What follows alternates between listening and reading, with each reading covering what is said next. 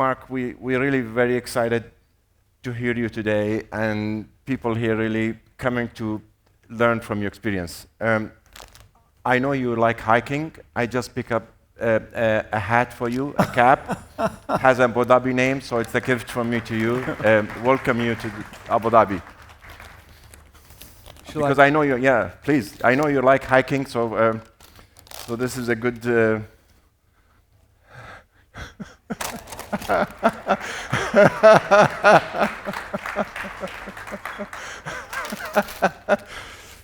Is this your first time to in Abu Dhabi? It is not. I'm an F1 fan, so I've come in for the race before, and that's what's here this weekend. So I enjoy it each time. Lovely. Well, welcome to Abu Dhabi, and I'm really honored to be with you today. Mark, Netflix. I've read your books. I followed your path. It's an amazing journey. How do you see it today, reflecting on the few years back, how Netflix has actually disrupted the business, disrupted the price, and the contents of which you're offering? You started with DVD, and you need to tell us what you're offering today, more than just subscriptions to Netflix. Yeah, well, I mean, obviously, this is a perfect time to be talking about Netflix because it's a big week for Netflix. I know. As you all know, since 72 billion. $82 billion. I was commenting to someone that at the very beginning, before we even launched, I was trying to buy a better domain name. I was trying to buy a better name than Netflix, and it was $50,000. And I go, oh my God, it may as well be $50 million. I can't afford $50,000. And so to see Netflix spend $82 billion on something is completely mind-blowing. And so many of the things Netflix has accomplished since I left is astounding and unpredictable. But I think that says something about entrepreneurship, about starting things, is you never really know where they're going to go. The funny thing, though, is that despite how much bigger and how much different Netflix is than when I started it, I can so clearly see the elements of my DNA in the company. A lot of the culture that Reed Hastings and I established when we started it are things which still guide the company today. So it's a very odd feeling of, I kind of recognize this company, but in some ways it's a very, very different place. So what it is today, is it subscriptions or is it productions? Now this move you just mentioned, the 72 billion acquisition, what that's going to make of Netflix in the future? So at the beginning, and I need to kind of give you the context for that answer. So at the beginning, as you may know, Netflix was not a streaming company. Netflix was a DVD rental by mail company. And we called it Netflix for a reason. Is because when we started the company doing DVD rental by mail, everyone said that will never work. And they had two reasons. And one was Blockbuster, huge video rental store. Of course, no one's going to rent by mail. But the other reason was it's digital. It's just a matter of time before people are streaming or downloading. But it's coming. And we knew that that was true. But we didn't know when. In fact, we thought it was going to be a long time before there was the possibility of doing a digital business. So the challenge was, how do you start a company and have it stand for something which endures once the world changes? Like we could say, okay, we're the best shipper of plastic, and that would have worked in a DVD world, but not so much in a streaming world. And if we had said we're a streamer, everyone would have laughed. There was no streaming. So we had to focus on something, and we chose to pick something that was delivery agnostic. And we said we're going to focus on content. And specifically, we're going to make Netflix stand for a great place to discover great stories. And we've done that. From the very beginning, that was what it was about making sure everything was discoverable, new ways of finding titles you liked, building an algorithm for predicting taste. And then it led naturally into buying streaming content. It led naturally into producing our own content. But that core underpinning has never changed. People thought about us as a place to find great stories when we had 300 customers, and they still think about Netflix as a place to discover great stories now that there's more than 300 million customers. And my prediction is, looking out 20, 30, 50 years, I don't know how content's going to be delivered. I mean, maybe we're going to beam it telepathically into our fillings or something crazy. But we'll still think about Netflix the same way. How we get the content to you might be different. So Warner does bring up some interesting challenges. I never thought they would do theatrical business. And I'm curious to see how that plays out. But I know at their core, they do consider themselves a content business. Reflecting back, Mark, when you're driving and think about it, what do you think that was the key success for the company? Is it the people you worked with? Is it luck? Is it determination? Is it the fact that you don't back up? What do you think that's got you to here? Am I allowed to pick all of the above? If I had to pick one thing, though, it would be it's the people. And more specifically, it's the culture. Because of course, the 10 people who were there at the beginning are not the same 10 people who are there now. But what has not changed is the culture, which is, how does Netflix make decisions? How do we communicate with each other? How do we empower people to make decisions autonomously? And all those things are tricky. I don't know whether, I did a keynote an hour or so ago and talked exclusively about culture. But if we have a second, could I just give people a couple of hints about please. Crazy culture? So I don't know, a quick quiz. Is anyone familiar with the Netflix expense policy? Trick question, there isn't one. Vacation policy? No, there's not one of those either. Travel policy? All right, you're a smart crowd. There's none. There's no policies. Or there's one policy which is 4 words long, and it's use your best judgment. And we've built this company that allows people to be autonomous in their decision making, which allows us to have people making decisions who are closest to the customer, who are at the fringes of the organization, who are closest to where the problems are occurring, and are given the autonomy to respond to those things quickly. And we believe that it's not so critical to predict the future. What's critical is kind of putting yourself in this position where you can respond quickly to whichever way the future goes. And that empowerment was easy with 10 people. It's possible with 100. It's really hard with 1,000, and it's brutal with 14,000. And that is the core thing that Netflix makes sure they never lose sight of. Because, listen, we know that AI is going to be extremely disruptive, but none of us know how. None of us know what really is going to happen. And the trick, in my opinion, is not to predict it properly. It's to set yourself up that when it happens, you're ready, and you can move and adapt and change. And that is a cultural thing. And that's what I think is the most valuable part of the DNA that Netflix carries forward.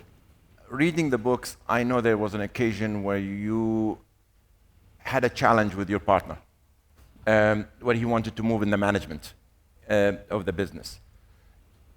I'm a lawyer. I'm used to people breaking up after a few years. Hard change, money comes in, and then disputes.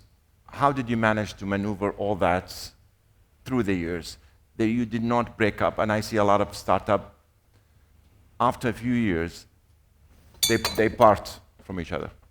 So I had a co-founder, a gentleman named Reed Hastings, and Reed's company had purchased my previous company. And he bought our company, I went to work, and my business, most of them went into the basement, and they formed a business unit, and I ended up running global marketing or something crazy, working directly with Reed. And it turns out that Reed and I lived in the same town and began commuting to work together every day. Did that for 6 months and got to know each other really well.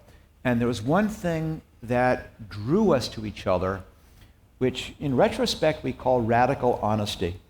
Both Reed and I are brutally honest, which is we don't mince words, we don't shade the truth, we don't spare each other's feelings. We say exactly what we're thinking.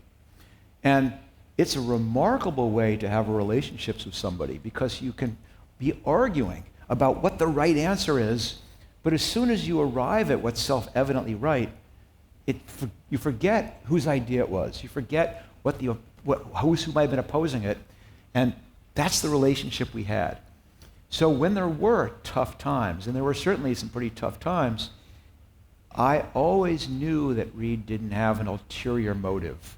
He wasn't trying to do something and saying something else. Okay. And there's a very specific example. If we have a moment, I can tell that story. Please.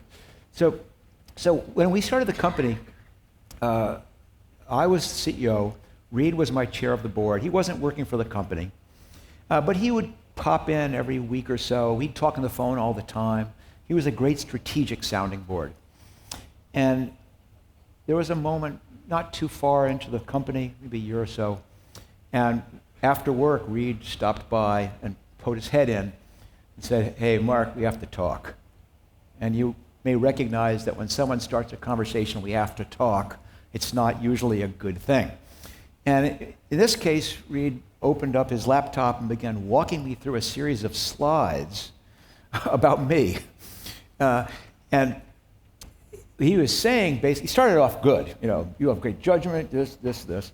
And then it moves into the bad part, and he's going, "But I'm worried about some of the decisions you're making. I'm worried about your hiring." And he goes, "You're doing a great job, but this company's got to move really quickly, and I'm worried that at the speed we're going, we're going to have some misexecutions here." And I was totally kicked back in my chair because I thought he was coming in to fire me. I mean, he was the chair. He was my angel investor. He had more equity than I did. But what Reed was proposing was that we run the company together, that he come in as the CEO, that I slide over and become president, and we do it together. But that was tricky, because I had this dream. I wanted to be the CEO of a big, successful company. But if you think about it, those are two different dreams. There's the CEO dream, and there's the big, successful company dream. And sometimes they may not be the same. And worse, this big, successful company dream wasn't just my dream. It was my customers' dreams. It was my employees' dreams. And it was certainly my investors' dream. And because of this relationship, because Reed and I had such an honest relationship, I had to take it at face value. And I had to go back and sit in the porch with my wife till early in the next morning, talking it through, and realized he's right, that it would be a stronger company with the two of us running it together. And if I really wanted the dream about a successful company to come true, I should be willing to do what that takes, even if it meant not being the CEO. And it was probably in some ways the hardest decision I really had to make, but also probably the best decision I've ever made. Because those next 5 years we ran the company together, that was the renaissance at Netflix. So many of the things that set the foundation for what Netflix has become happened then. And I'll translate this to the things that you're dealing with, is that if you've ever done a startup, if you're in an early stage company, one of the hardest things is when you have to let someone go who's been there since the beginning. They started the company with you. They did everything you asked. They worked nights and weekends, and they were totally flexible. But now you've gotten some success, and you need someone with a different set of skills, and you've got to sit them down and say, "You're not the right person for what happens next." We've got to turn that lens on ourselves and ask ourselves, are we the right person for what happens next? And that's what happened. You were very close in selling the company for $50 million. Okay? Do you ever think about if that really happens, and where were you today, and what would you be doing today if that happened? Well, I can guarantee I most certainly would not be sitting here had that happened. And I very much doubt there'd be a Netflix had that happened. I think so. I mean, I suppose people are familiar with that story. It's fairly famous, but we were a subscription business, and as you all know, subscription businesses are fantastic because they're so predictable, and they allow you to spend a lot more money on acquiring the customer than you get back in the first month. But that means when you hit some success and you're acquiring quickly, it's incredibly cash intensive. And we were cranking and spending tons of money until the dot-com crash of 2000. And that's when we had to try and sell ourselves to Blockbuster to save ourselves. And long story short, went to Dallas, pitched the company, $50 million, and they laughed at us. And if you were not on Netflix, Marc, in your heart, where would you be? What else would you be? Who knows? But I'd be doing personalized shampoo or custom dog food or vitamins. Netflix was not because I was a movie guy. It is not like Reed and I were in the car debating who the best French cinematographers were. I had little kids. I watched Lion King about 100 times. That was my movie experience. I did this because it was a really interesting problem. And if that problem hadn't worked, I would have tried to solve some other interesting problem. Is it solving the problem, or do we want to be starting a business, being an entrepreneur, or both? Oh no, it's not. Being the entrepreneur, that was just a secondary effect. And when I started, I've been doing this for 45 years. And when I started, there was no such thing. There were certainly people who started companies, but there wasn't this cult of entrepreneurship. There weren't movies and books and TV shows. You were basically a person who couldn't hold down a regular job. But I was doing it because I was curious, because I would see a problem and go, gosh, there's got to be a better way to solve this problem. And Netflix was just, I wonder if it's possible to do video rental by mail. And just like all my companies start that way. I know it sounds strange, but I never did this because I wanted to be successful, or did this because I wanted to be wealthy, or because of the effect. Zero. This was entirely, it is so exciting coming to work every day and figuring out how to solve some really interesting problem. But isn't that often the case? You don't really look at the money or look at the business. You do the right things and it's fall in your lap? It's what you should do, but I'm very concerned these days because too many people, young people especially, watch these movies and they read about Jeff Bezos and Elon Musk and they think, oh, this sounds glamorous. So they watch Shark Tank or Dragon's Den, whatever it's called here. And they go, oh, it's all about pitching and cocktail parties. And it's not. It's brutal. It's hard. It's lonely and so exciting. But I think a lot of people get into it for the wrong reasons. But you're right. If you're focused, if you just go, what's the problem? And love coming to work each day, then listen, maybe you'll be successful, but it doesn't make a difference. You're still getting this amazingly vibrant and rich life by getting to come to work each day and sit around a table with smart people solving really interesting problems. And man, I can't think of a better life than that. You referred in your book as startup being lonely. How do you view the challenge of startup today different from the time you started today with the changes around the world today?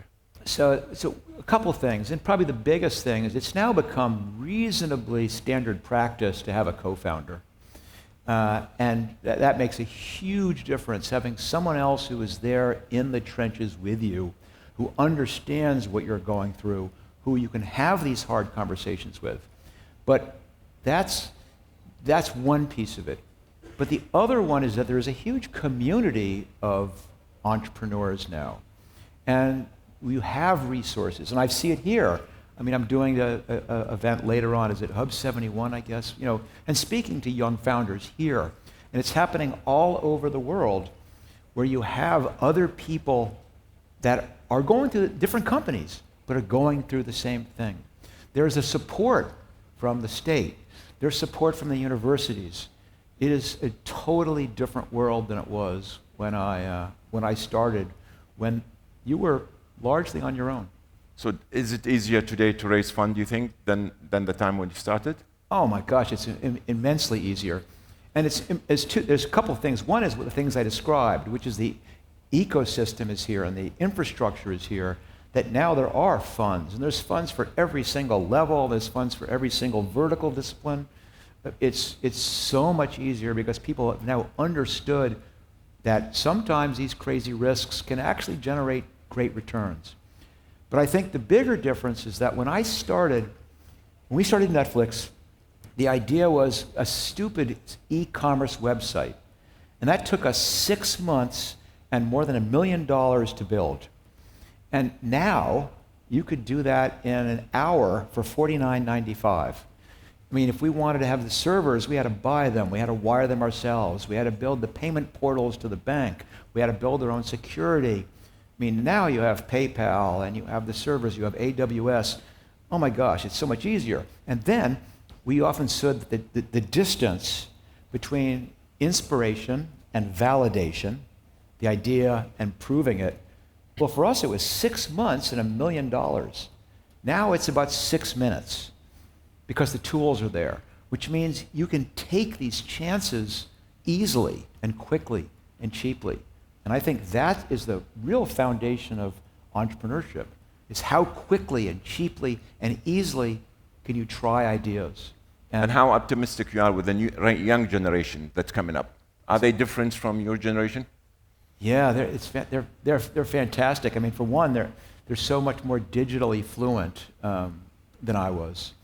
When I was in school, you were encouraged to study a second foreign language so that you could be reasonably conversant with other cultures. And I did. My claim to fame is I am terrible in a lot of languages. So bad in all of them, good in none of them, except for English. And even then, I'm not so good. These days, the language that many young people speak is technology. And most people know how to code, even though they have no intention of being a software engineer.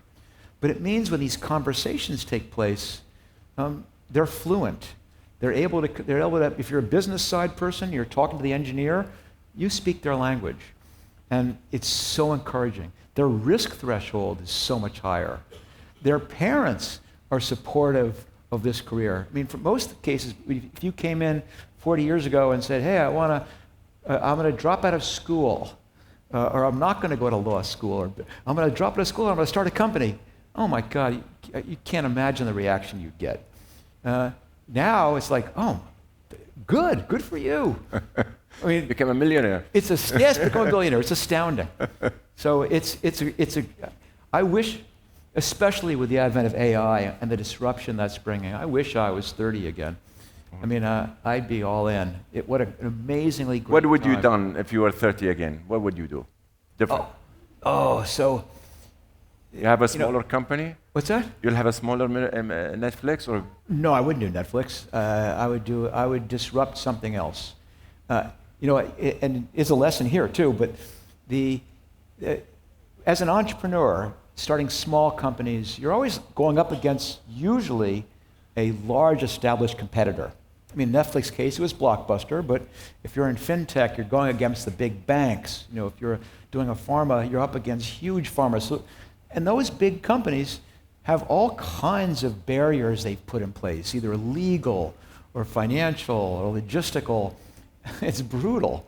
Whereas, oh my gosh, in a matter of years, all of those barriers are starting to crumble because of AI. Every business is being disrupted, which means all of a sudden there is this huge opening for a young company to go after some big, huge market without the big company being able to crush them instantly. What's your view on AI, Mark? Well, it's complicated. It scares me. I don't know if you remember, there was IBM built a chess computer. I think it was called Big Blue or Deep Blue or something like that. And I guess it was Kasparov was playing it, and the computer made a move. And if you watch the video, you can see him have this reaction of this almost disbelief, fear that the computer could be so sentient. And I have that feeling frequently. I'll ask it something and it comes back with something so unbelievable that it scares me. That's the scary part. And listen, there's a continuum of outcomes, and yes, maybe a very small percent is it's the end of the world. But I don't think that's the likely scenario. I think having an opportunity to rethink how we do almost everything with the objective of making it better is a positive thing. So I think in balance, I'm an AI optimist. Very good. Now, Netflix is one of the few companies that's global, and their loyalty is global. people are loyal for it all over the world and subscribe. Now, if you visualize the world today with the changes and the happening, how do you think the world's going to change with regard to businesses and power shifting?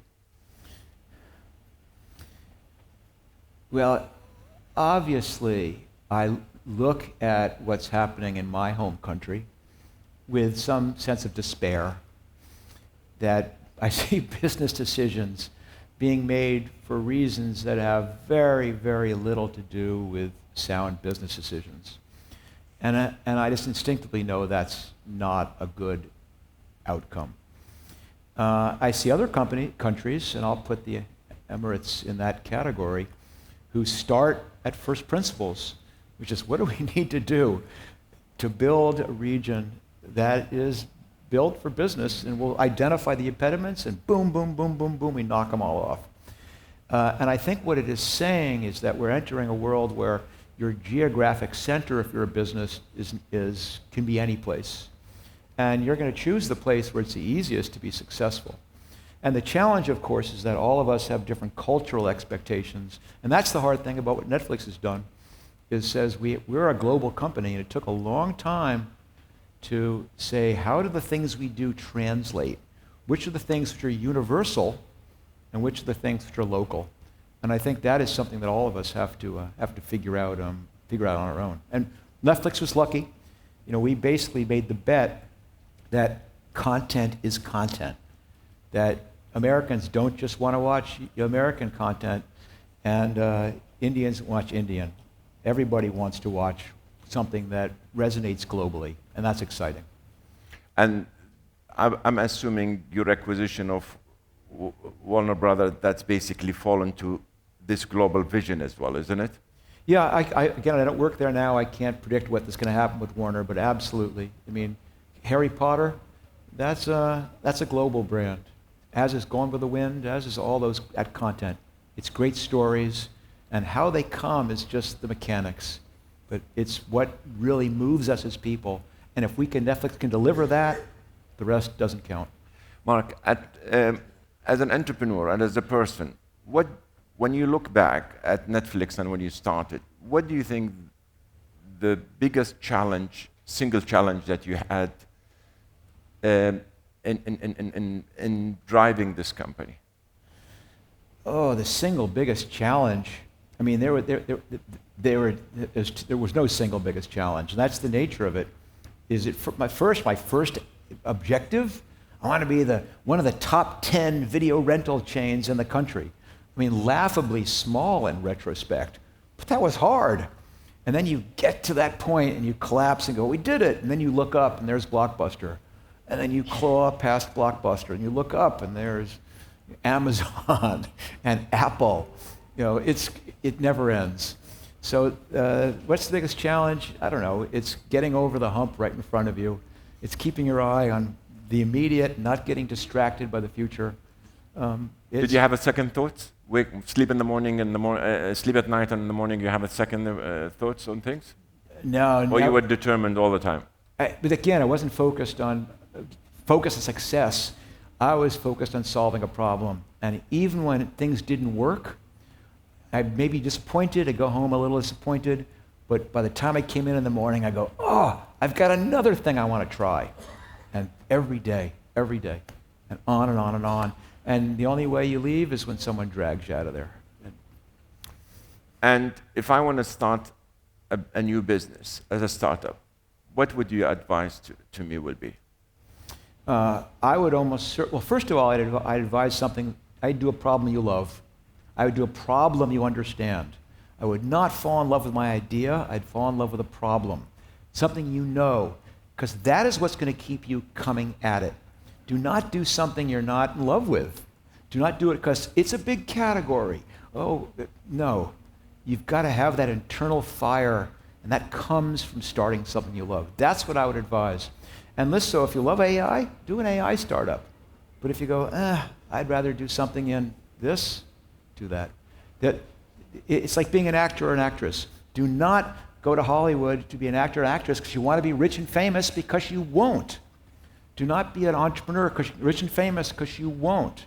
But if you do it every day because you think it's exciting and you get to solve interesting problems, then you'll be successful. And if you happen to be rich and famous, that's just a bonus. Any view on this region? I'm sorry? Any view on this region? Any indecision? On any view on this region, Abu Dhabi, the region here? Do you have a view on this region? Yeah, I'm both scared and excited. The core tenets of entrepreneurship are focus, discipline, and commitment. And it's very scary when you see a country with those attributes. And I think it's really remarkable what you've accomplished, and I think it's exciting to think about what you're going to accomplish. Marc, this discussion is going to go on for hours. I'm really very excited. But you know enough that as a businessman, when I gave you the hat, there's nothing comes free. Is it? So I'm going to have you to sign this because there's nothing comes free here. I would be, I'd be delighted.